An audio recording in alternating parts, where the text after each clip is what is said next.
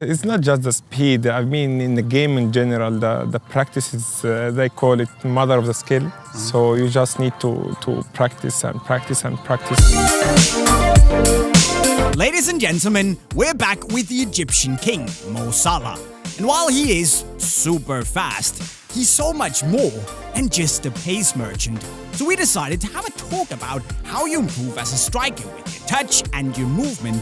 Because, as he said, it's not all about the speed. So, looking back when you were a kid, you grew up playing on all these muddy, rough pitches, right? What did you learn back then? Which skill or attribute did you learn that you still do? Yeah, I can say just in an easy way, when you play in a bad pitch, when you get a good pitch, it's easy for you to play, to do whatever you want. So basically, when I was young, I grew up, I do learn some skills, so I use it even now, sometimes, not always. But, I learn a lot from that. Yeah. Was there anything like, is it how the ball bounces and does it give you better touch? No, you have to be careful because you have to focus in the game 100% where the ball will bounce, because when you have a good feel, you know where the ball will bounce. But when you have the feel like that, when your ball is bound, you have to look where the ball will pound exactly, because maybe it could be somewhere higher than drop there. But other skills, I prefer to use it my body more in that, because I used to do that with my body, fake movement, and that use it as a skill. You seem to be here, then, everywhere, always at the right place, at the right time. Maybe it's because you're just faster than 99% of all the other players. Not really. But is it something that's just natural to you, making the right runs? Or have you studied other players to learn how to position yourself right?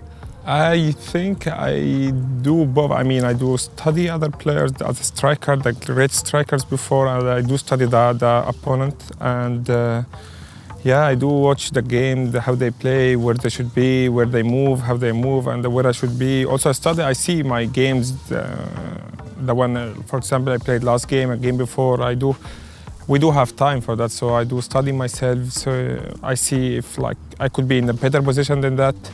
That's something helped me a lot, and also I follow the last thing to follow my intuitions. So do you think as a pro it's also important to not just do things on the pitch but also look back and learn? Has to be. You have to spend your time in the right way. So you have to study the team you will play against. You have to see where you should be and where you were in the position. I mean, so you have to learn from that.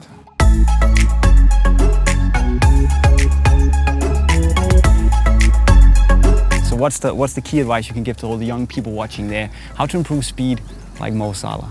It's not just the speed. I mean, in the game in general, the practice is, they call it mother of the skill. Mm-hmm. So you just need to practice and practice and practice. So when you do something for first time, second time, third time, it's always difficult in the beginning. But when you practice, that's how you score, and your mind and subconscious, automatic, is get it, and you can just feel free to do it.